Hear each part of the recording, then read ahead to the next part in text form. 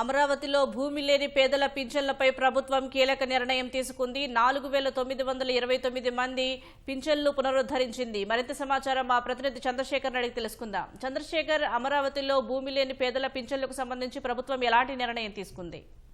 సుజాత, రాజధాని అమరావతికి భూస్వామీకరణ జరిగిన సమయంలో భూమి లేని పేదల విషయం చర్చకు వచ్చింది. వారికి ఉపాధి ఇబ్బంది లేకుండా ఉండే విధంగా నెలకు 5 రూపాయల చొప్పున నెలకు 5,000 రూపాయల చొప్పున పెన్షన్ అని చెప్పి కూడా ప్రభుత్వం నిర్ణయం తీసుకుని 4,929 మందికి పెన్షన్లు అందజేసింది. అయితే వైసీపీ ప్రభుత్వం వచ్చిన తర్వాత అమరావతిలో పనులు నిలిపివేయడంతో పాటుగా ఈ పేదల పెన్షన్లను కూడా రద్దు చేసి వారికి కడుపుకొట్టినటువంటి పరిస్థితి. దీనిపైన అప్పట్లో ఆందోళన చేసినా వారు పట్టించుకోలేదు. కుటుంబ ప్రభుత్వం వచ్చినప్పటి నుంచి కూడా ఆ పేద కూలీలందరూ కూడా దీనిపైన విజ్ఞప్తి చేస్తున్నారు. ఈ మేరకు ఇవాళ త్రిసభ్య కమిటీ సమావేశమై పెన్షన్ల పునరుద్ధరణ పైన ఒక నిర్ణయం తీసుకుంది. వారందరికీ కూడా పెన్షన్లు ఇవ్వాలి, సిఆర్డీఏ దగ్గర చర్యలు చేపట్టాలని చెప్పి కూడా ఒక నిర్ణయం తీసుకుంది.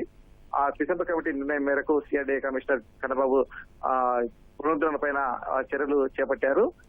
ఎవరైతే గతంలో ఆ పెన్షన్లు పొందుతున్నారో వారందరి వివరాలను కూడా వెబ్సైట్ లో పెడతారు. వారందరూ కూడా మళ్ళా పెన్షన్ల కోసం దరఖాస్తు చేసుకోవచ్చు. ఆ గ్రామ సభల్లో గానీ లేదా ఆయా గ్రామాల్లో ఉన్న సిఆర్డీఏ కార్యాలయం గానీ వచ్చి వాళ్ళు దరఖాస్తు చేసుకుంటే ఆ దరఖాస్తులను పరిశీలించి వారికి పెన్షన్ పునరుద్ధరణ పైన నిర్ణయం తీసుకుంటామని చెప్పేసి సిఆర్డీఏ కమిషనర్ కన్నబాబు వెల్లడించారు. దీనికి సంబంధించి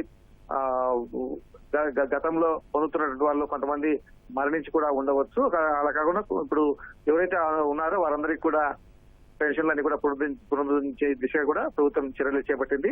అలాగే ఆ తర్వాత ఇంకెవరైనా మిగిలినప్పటికీ వారికి కూడా ఇప్పుడు పెన్షన్ దక్కేటువంటి అవకాశం అయితే కనిపిస్తోంది. సుజాత, ధన్యవాదాలు చంద్రశేఖర్.